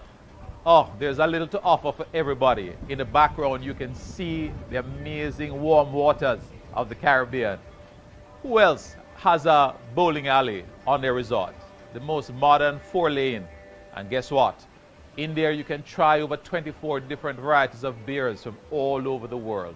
So yes indeed, in this our 40th year of operation, we have really fine-tuned our offerings to make sure every guest can be satisfied. From our newest set of suites to our tremendous greenhouse restaurant, we're featuring all the healthy options. Yes, we have steaks, yes, we have seafood, but for those who are always looking for something different, our greenhouse, our heart and soul restaurants are just 2 more additions to our fine dining options. Suites with their own pools in the sky, suites that you can just walk out into your own crystal lagoon waters. The landscaping is just to die for.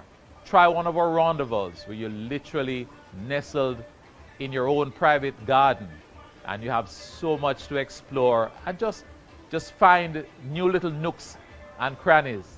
Water sports, some of the best diving anywhere in the region.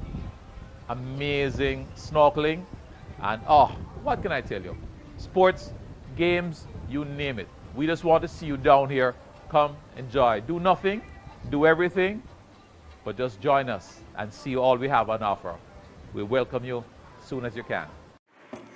Well, it's never a bad day when you're spending it at a Sandals property. What I really like about the Sandals properties in Barbados is that they're on beautiful, beautiful white sand beaches with crystal blue waters. The fact that there's 2 resorts side by side just expands your dining and activities options. And it's close to this really cool area called St. Lawrence Gap. Now this area has lots of bars and restaurants, so it's kind of fun if you're into that type of stuff. So another property that I swung by while I was in Barbados is the O2 Beach Club. Now this property is really boutique-y. It's all-inclusive. It has a really nice vibe to it. And I got to eat lobster when I was there, so I was pretty happy about that. So let's take a look at this property. Welcome to the fantastic O2 Beach Club and Spa in Barbados. My name is Jackie McDermott. I'm the sales manager, and I'm here to tell you about this fantastic, newest 5-star chic boutique all-inclusive that we opened in November 21. It's a fantastic new product with 3 different collections of rooms: the club collection, the luxury adult only collection, or the fantastic concierge collection, which has experienced ambassadors that come along with it, which are a bit like butlers, just trendier. We have fantastic restaurants available, from Bluefin, our beachside grill, to Elements, our main restaurant, showing buffets and a la carte meals from all over the world. We have a fantastic Brisa tapas lounge and the Oro fine dining restaurant, which is the highest restaurant in Barbados. Everything is available for your guests to enjoy right now. But what about you? We have the Ocean Hotels Rewards program, which is where you can start to earn points which can be connected into free nights to stay here right from the very first booking. And as you make more bookings, those points can even be converted to cash. So what are you waiting for? Book your guests, come and see us now. We're ready to welcome you here. And now we're going to hear a quick presentation that AM Resorts has prepared for us. And they are all over the Caribbean and Mexico. So let's take a look. Good day, everyone. I'm excited to share with you an overview of the Zoetree Wellness and Spa Resorts by AMR Collection. Zoetree Wellness and Spa Resorts can be found under our Platinum Collection, along with Secrets, Dreams, and Breathless brands. At Zoetree, guests can retreat to a boutique haven with tranquil beachfront settings, the highest level of personalized service, luxurious accommodation, award-winning dining, and unique cultural and wellness experiences. Zoetree Wellness and Spa Resorts delivers endless privileges for the most discerning traveler. These resorts are perfect for anniversaries, honeymoons, small private weddings, and spa getaways. There are currently 6 Zoetry resorts in the Caribbean and Mexico: Punta Cana, Curacao, Montego Bay, the Main Riviera, the island of Isla Mujeres, and Los Cabos. The AAA 4-Diamond Award-winning Zoetry Agua Punta Cana has 96 ultra-luxurious suites with architecture created from natural stones, hardwoods, and other eco-friendly materials, creating a very private and romantic ambiance. Only 5 minutes from the colorful city of Willemstad, the Zoetry Curacao offers guests rich culinary experiences, unique spa facilities, and beautiful pool areas. Guests also have full access to the lovely Dreams Curacao Resorts Spa and Casino next door.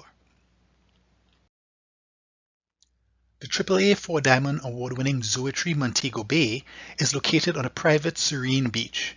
With only 49 suites, including swim-up suites, a scenic pier, and other on-property water elements, this resort offers guests a relaxing island experience.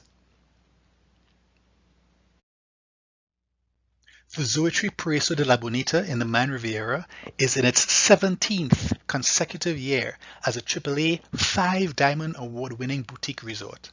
All suites here are oceanfront with private terraces. This beautiful resort also has a unique eclectic decor from around the world, including original art and antiques, a vintage library, and even exotic birds can be found roaming around the property. The Zoetry Paraiso de la Bonita has an Impression Club section, which features 9 villa-inspired suites offering guests a more elevated experience, including butler service and much more. On the beautiful little island of Isla Mujeres, Mexico, the Zoetry Villa Rolandi's 35 oceanfront suites all have spectacular views of the Caribbean Sea, with Cancun's Hotel Zone on the horizon. It is a great location for picture-perfect sunsets. And finally, the AAA 4-Diamond Award-winning Zoetry Casa del Mar Los Cabos is an intimate hacienda-style beachfront boutique resort with 57 luxurious suites surrounded by 8 championship golf courses and lovely pool areas overlooking the very long, beautiful sandy beach. Please remember to submit your AMR Collections bookings at amrewards.com to earn and redeem points for complimentary nights, booking bonuses, and much more. At all Zoetry Wellness and Spa resorts, guests receive Bulgari-branded bath amenities. So in keeping with the luxury of Zoetry, we are happy to offer an exciting incentive. Book 10 or more room nights at any of our 6 participating Zoetry properties for a chance to win one of 5 luxurious gifts from Bulgari. To enter, simply register your bookings at amrewards.com and visit amragents.com to learn more and view the full terms and conditions. Thank you very much for taking the time to learn more about Zoetry, Wellness and Spa Resorts from AMR Collection. Thanks, Catherine. I'm here now with Patricia Wu, Brand Director of Emerald Cruises Canada. Hi, Patricia. Thanks for joining us. Hi, Cindy. Nice to be here. Thank you so much for having me. You know, I'm so glad you're here with us today because, we've been hearing a lot about river cruising throughout this pandemic, about how it's seeing a surge of interest post-pandemic. Would you say this is true for Emerald? Absolutely. We've actually seen a very strong interest in river cruising for Canadian travelers this past year. And I'd actually say it's for several key reasons.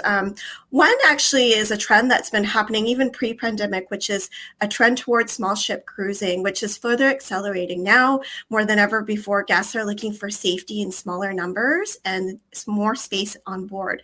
And the good news is our river starships carry only 84 to 180 guests on board. And then our soon to launch super yachts will have only 100 guests.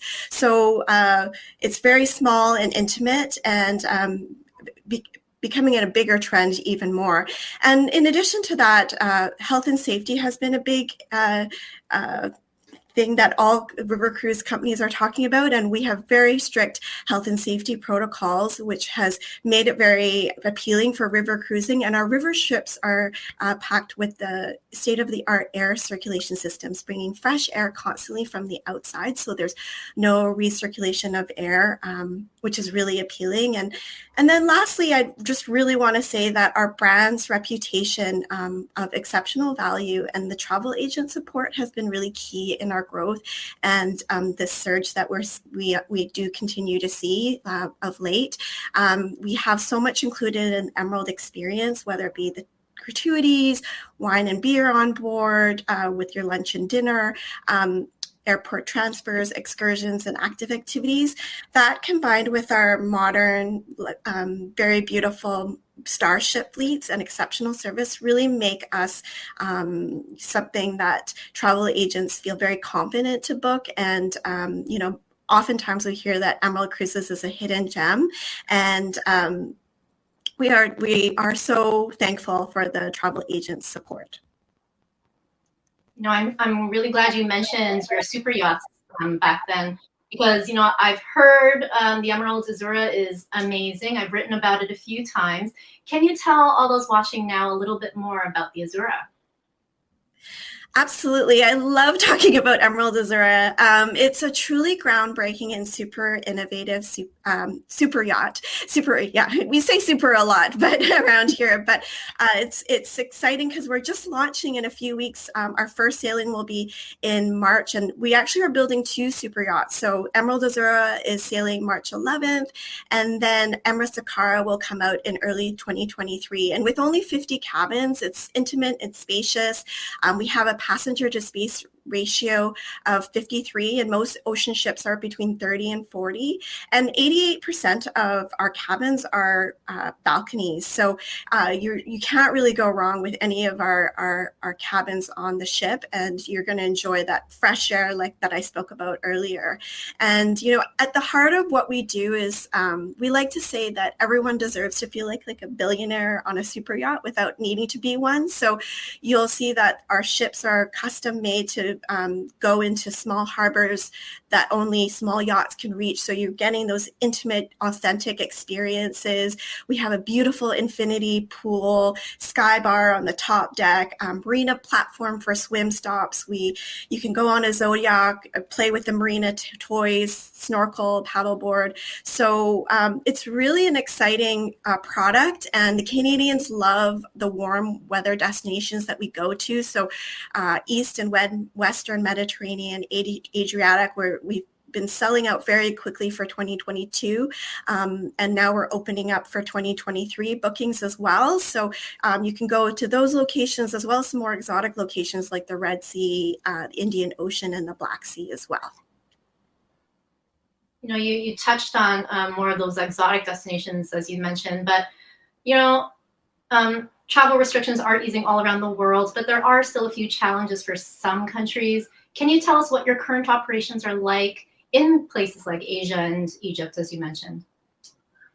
Yes, well, Emerald Azura is going to be sailing on March 11th, and the first 2 sailings, The Best of the Red Sea and Ancient Wonders of the Red Sea in Mythical Greece, will not only go to exotic locations like Egypt, but also Jordan, Israel, and Cyprus, and before she moves on to the Mediterranean. And then she'll be back in early 2023 visiting that region, including the Suez Canal, Qatar, Dubai, and Jordan, and Saudi Arabia. So there is opportunity to have those exotic experiences, and there's availability, especially on the Red Sea. But with regards to Southeast Asia, unfortunately, due to government travel restrictions, we're still unable to operate. Our beautiful Emerald Harmony Starship, which is super luxurious, and we can't wait to have her sail again. But so far, we will not be operating until the end of May, and then we will continue to monitor the situation and update on our website and update our guests as soon as we can announce that we can safely sail. But in the meantime, there's lots of opportunity and places to explore with Emerald Azura sailing in 2022. And of course, we do have Europe river cruises, which are so popular, and we will be operating as scheduled for this spring 2022. Awesome. So plenty of options for travel agents. That's really good to hear. I think we have time for one final question. Obviously, Ottawa dropping pre-arrival PCR testing for fully vaccinated travelers is going to make a huge difference in forward bookings. Can you tell us, have you noticed an immediate impact on bookings as a result? Absolutely. We have been on the ground. So our sales team is out there visiting our travel agents in person, ready to support their business and your businesses. And we've been hearing optimism. As obviously we're hoping for further easing of restrictions, but the recent announcements have been very positive. We are confident for sales recovery, especially for 2022 last minute cruises. So we all know that longer haul vacations like Europe, people tend to book a year out in advance, and we continue to see that bookings for 2023. But we do see that Canadian travelers are now it's a challenge because there's so many travel restrictions. So now that they're loosening, people are more open to booking a little bit more last minute in the next few months. So we are seeing an uptick in bookings for the 2020 season as well. And I just want to say that not only are our travel, business development managers on the road visiting our travel partners and wanting to help them achieve their business goals, but we also continue to invest in our marketing. So we are marketing out there in Canada active, and we're actually hosting 15 in-person info sessions across Canada in March. This is the first time we've done this en masse since early 2020, and we're super excited to be out there safely according to each province's COVID restrictions, to invite our potential guests and have our travel agents invite their clients to come and learn more about Emerald Cruises in person, pick up some brochures, and then that will help our travel agents secure that booking, especially in 2022 or even 2023 and beyond. Sounds like all good things ahead. Thank you so much. Travel agents, save the dates. Don't miss out. So thank you so much, Patricia, for keeping us informed and for being here. We really appreciate it. And congratulations again on the Azura. Yes, thank you so much. We're so excited and can't wait to welcome Canadians on board Azura and our Europe River cruise ships this season. Great. Now let's go back to Catherine. Hi, I'm here with Lisa Willey, and she is the BDM Western Canada for Scenic Luxury Cruises and Tours Canada. Hi, Lisa. Hi, Catherine.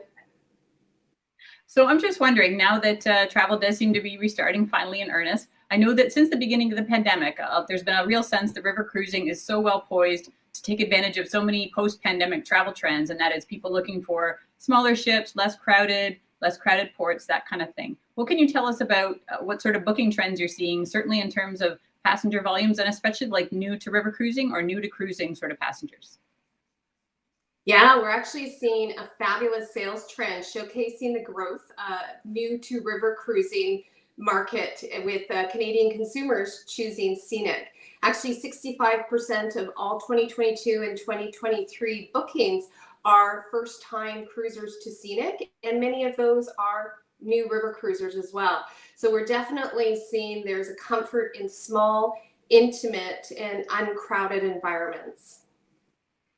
Wow, that's amazing. That's an incredible stat. It's the 65%. That's incredibly high. I know some people will be gravitating, especially to very uncrowded destinations like Antarctica. And I know that the world's first Discovery yacht, of course, Scenic Eclipse, that gorgeous ship, was back in Antarctica starting in January at the beginning of this year. What can you tell us about sort of the ships in the Scenic Eclipse in Antarctica and what you're hearing from passengers? Well, we're seeing a significant spike in demand for this bucket list experience adventure. Sales are jumped from 27% in January versus the same time last year. So very significant. And I think much of the success is due to a successfully restarting in January in Antarctica and all of the fabulous, amazing reviews that are coming back from our guests. So Personally, I've been watching very closely social media channels to gauge our guests' reaction and to see what's coming back from them. And it's overwhelmingly positive. People are extremely grateful to be having this opportunity to not postpone and wait another year or two, but they're so grateful that they decided to go down and make this journey and check that off their bucket list. And I guess overwhelmingly, I'm hearing people say that it is awe-inspiring and just a tremendous experience, just a wonder, total wonder. And why I'm following it so closely is that I'm leaving this week for my bucket list trip, which is a 13-day Antarctica in-depth experience on scenic eclipse. So very excited. You are so lucky, and I know that anybody who follows you on social media watching that so carefully. I'm just sitting here, I'm sort of going, wow, as you're talking. And I saw the pics from some pictures from some of the earlier Antarctica cruises in January, and they just looked incredible. So I hope you have a really good trip. What can you tell us about Scenic Eclipse in terms of like 2023, 2024? Do you want to sort of run through some of the highlights of the upcoming season for Scenic Eclipse for next year and the year after? Yeah, absolutely. 2023 will see the introduction of Scenic Eclipse 2. So doubling our capacity in the polar regions and in Antarctica, where the demand is definitely increasing. So that's very exciting. It's opening up the world to our guests, providing more unique offerings and itineraries, and just that discovery and that exploration of really unique destinations. So we'll be visiting 7 continents, 54 countries, 85 voyages overall, 357 ports. So something for everyone. Some of the new destinations that we will be highlighting will be the high Canadian Arctic, the Scotland, Australia, Polynesia and Pacific Islands, Indonesian archipelago, just to name a few. There'll be a lot more there as well. We're also introducing a new opportunity in Antarctica to fly the Drake. So for people that have a little less time, they can't afford time away that long, this will be a 9 or a 10-day option where you can fly the Drake Passage either in one direction and cruise the other, or fly it in both directions. And of course, that also does provide a little bit of extra comfort for guests that might be a little leery about the Drake Passage, not sure if you're going to get the Drake Shake or the Drake Lake. Even with our custom-built stabilizers, it can be a little daunting. So it's exciting that we'll have those offerings as well. That sounds amazing. In terms of the river cruise season, of course, I mean, that is the expedition cruising is so on trend. And then, of course, you know, the mainstay, the river cruising. What can you tell us about Scenic's river cruising sort of for 2022 and maybe a bit into 2023? Yeah, well, 2022, there's quite a few new things that we're doing, some unique offerings. Very near and dear to my heart is being able to have a local culinary experience when I travel. So definitely a highlight for me and for many of our guests would be our France culinary cruises. We have 2 different itineraries. We have a 10-day Flavors of Bordeaux and 10 days taste of southern France. So here we'll have a more in-depth focus of France's love affair for all things food and wine, including things like having a Michelin star chef come on board and prepare a local dinner for our guests, champagne and oyster tasting, learn the art of French winemaking. So really a much more emphasis on the shore excursion side, but also on what we deliver to our guests on board. We also have some exciting theme cruises that are being hosted by some celebrities. We have Jan Arden that is hosting 2 different sailings this spring, one on the Rhine and one on the Danube. And we also have a hosted sailing by Chef Lynn Crawford and Tommy Smythe, and this will be in July on the Rhone River. There possibly could be a few cabins available on each of those sailings, so don't delay. Reach out to reservations and secure one if that's something that interests you. Then also on the ships, we are making a few enhancements to our wellness program. We've always been quite robust with offering e-bikes, fitness centers, active excursions, but now we're introducing wellness coaches that will, and also we'll have yoga on the top deck for our guests. So a little bit more emphasis on that, and more emphasis as well as on the enrichment programs on board by hiring an enrichment manager. Well, that sounds amazing. I'm just getting giddy sitting here listening to all this new product. It sounds so exciting. Do you have any words of advice that you want to? We have a few seconds left, just to wrap it up. Do you have any few words of advice you want to give to Canadian travel agents at this stage in travel reopening? Proactive. Be proactive. Do not sit and wait for your clients to contact you. Reach out to them sooner rather than later. The increase in demand also increases the rates. We've seen a few price increases already, and more will be expected as demand increases. And we're seeing definite decrease rapidly in availability. So avoid the disappointment of your guests by being proactive, reaching out, letting them know the state of affairs, and focus on 2022. There is still great opportunities with promotional offers, and there's some strong availability. So just pick up that phone and get active, get busy. That really helps. That's a lot of good information just packed into that quick comment. Thank you, Lisa. Thank you so much for joining us. So thank you, Catherine. And now back to Devin. Hi, everyone. We're about to wrap up here, but first I want to pull for the grand prize. It's a Visa gift card worth $500, and that's going to go to Shelly Hitchens of Expedia Cruise Ship Centers. Yay! Please make yourself known in the box below, and one of my colleagues will come help you. So I want to thank everyone for being here with us today. The quote that stands out for me was from the minister when he said, you know, we're done with COVID, but COVID might not be done with us. So, you know, we're optimistic about travel this summer, but we really don't know what this crazy world has in store for us. Many travelers have been waiting for 2 years to get out there again, and there are so many wonderful destinations to get to, and we've heard about all the new product that is coming out. So we expect, you know, some big ticket items and some bucket list items to be getting ticked off the list, and luckily travel shaming is hopefully a thing of the past. So I want to, you know, wish all the travel agents out there best of luck in getting your businesses back up and running and taking advantage of hopefully all this pent-up demand. Travel Week is here for you to give you all the information that you need. I hope you sign up for our daily newsletter, because our writing team, Catherine and Cindy, they really put a lot of effort into getting you the information you need. So, bye everyone. I will see you again soon.